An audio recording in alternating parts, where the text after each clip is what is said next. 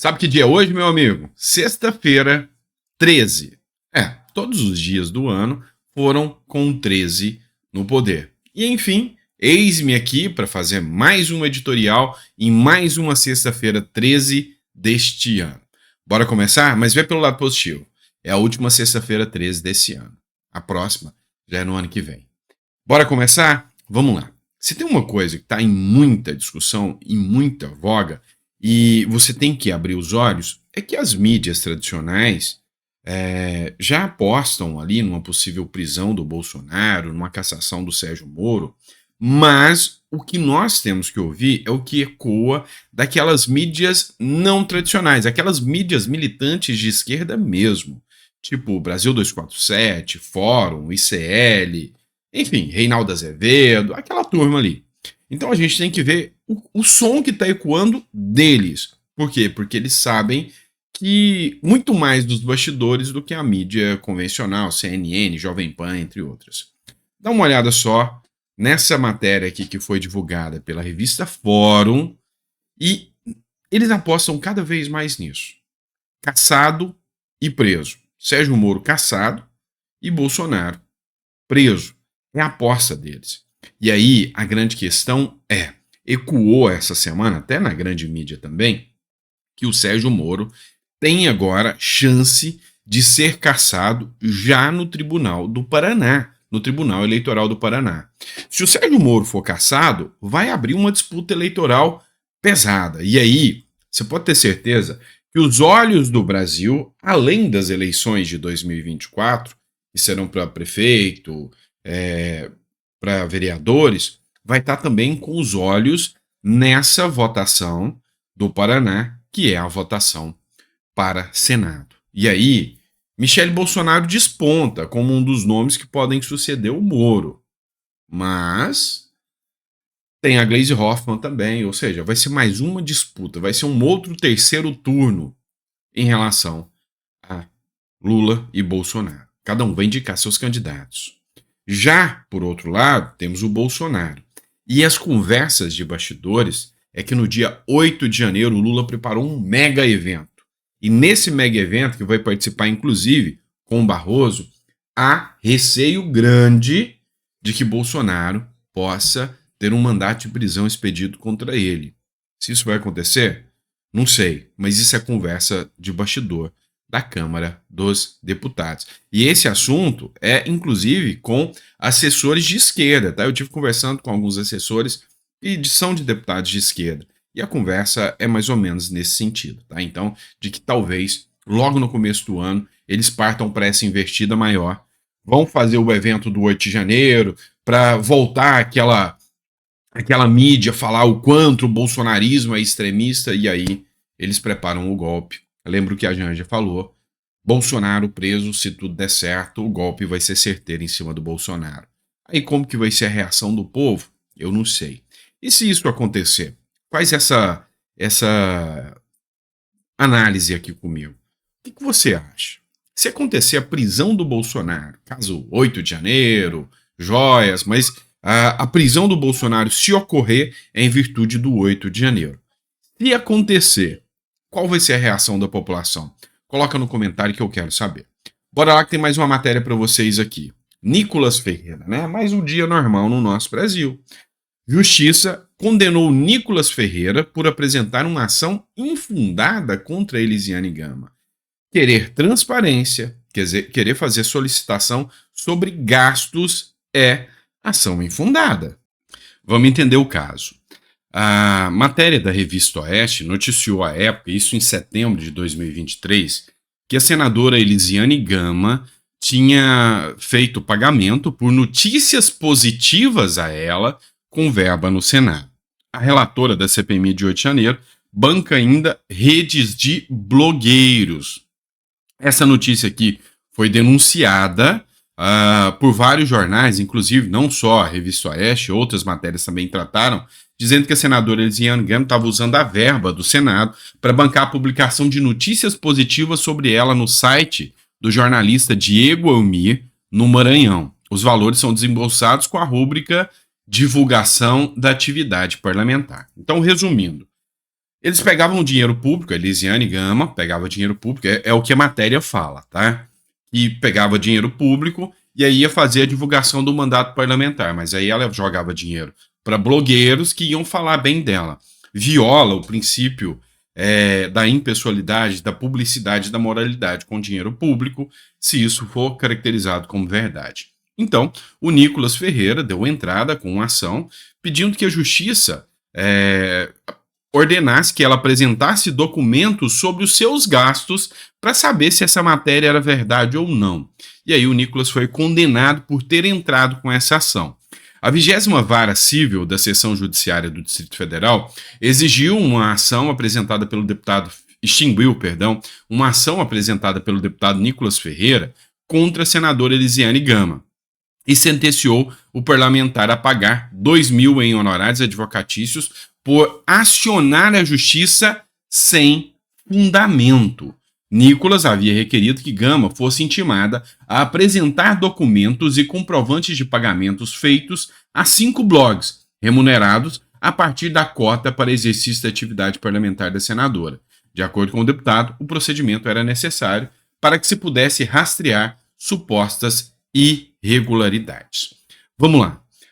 O Nicolas entrou na vara civil pedindo essa documentação.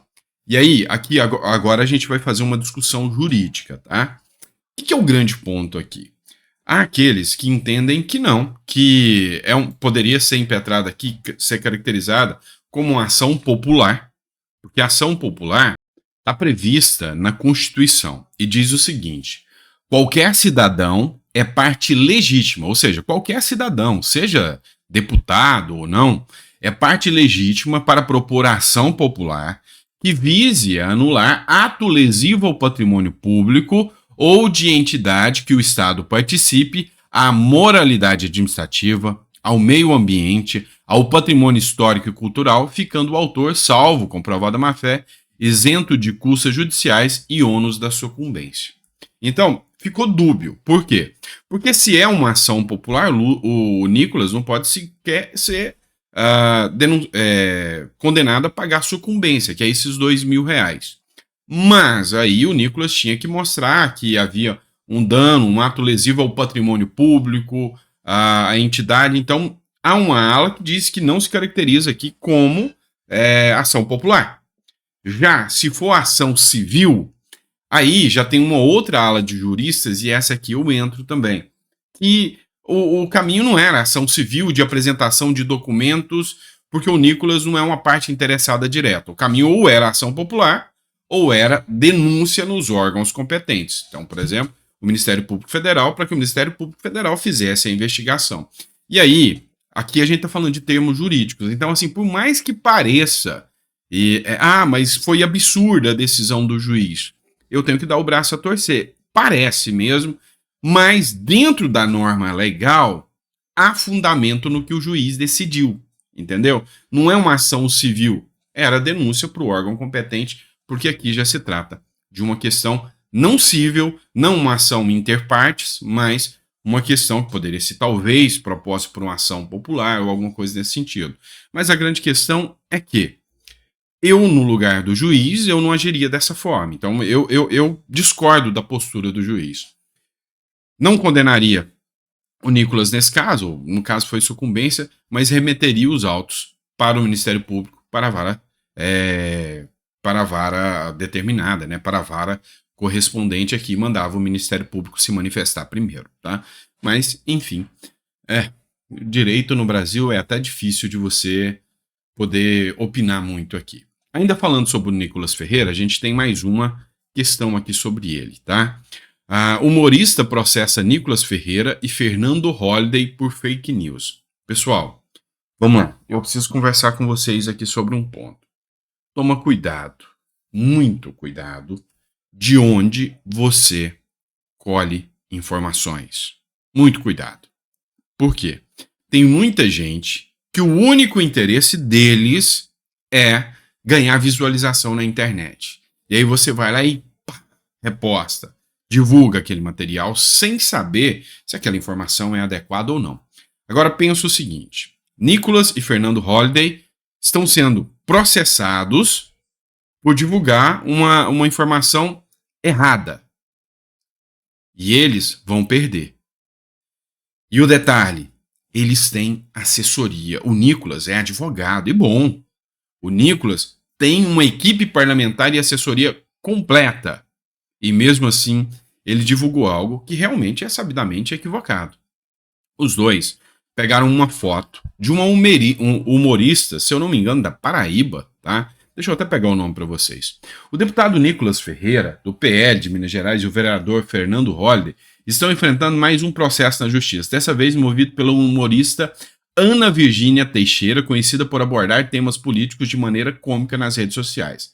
Ela pede uma indenização de 90 mil por danos morais após os parlamentares compartilharem uma foto da comediante ao lado do ministro Flávio Dino, identificando-a como a dama do tráfico, esposa de um líder criminoso no Amazonas, que virou assunto depois de conseguir encontros com 2 secretários ou ministro da Justiça. Então, a devida atenção não foi para a dama do tráfico, né? Investigação, por que essa mulher estava lá, o uso errado do dinheiro público, que é, no mínimo, imoral. Uma pessoa ligada a uma facção, esposa de um líder de facção, está participando de um gabinete. Isso é, no mínimo, imoral. Não vou falar que é ilegal, mas é imoral. Mas o fato é que essa humorista tem semelhanças físicas, características físicas semelhantes à da suposta dama do tráfico. E aí, algum desavisado foi lá e postou: olha, o Flávio Dino aqui do lado da dama do tráfico. E é uma fake news, é uma mentira. Não era. O que aconteceu? O Nicolas e o Fernando Holliday publicaram isso como se fosse uma verdade. E aí, vai dar dor de cabeça para os dois. Não pense que não vai dar. E se eles fossem de esquerda?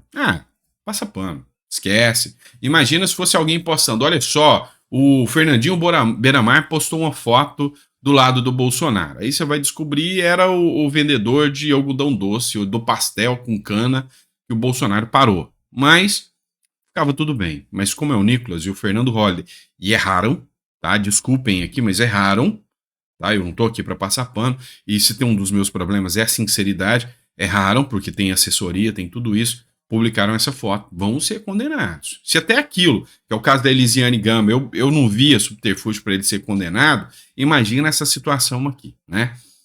Situação complicada, tá certo? Obrigado, pessoal. Fiquem com Deus. Que essa sua sexta-feira 13 seja abençoada, apesar de ser 13. Hoje é dia 29, tá? Não é dia 13. 13 é por causa aí do Papai Lula, né? Pai dos pobres, né? Mas enfim, sejam todos bem-vindos. Obrigado por estar aqui conosco e a gente volta daqui a pouquinho, tá? Meio-dia a gente tem mais um editorial para vocês, tá bom? Obrigado. Curtam bem as férias. Curtam aí o feriado que se aproxima. Se tiver familiares em casa, como eu tô, aqui é o meu caso, aproveitem bastante e sempre pautem pela verdade, tá? Isso é sempre importante, tá bom? Abraço.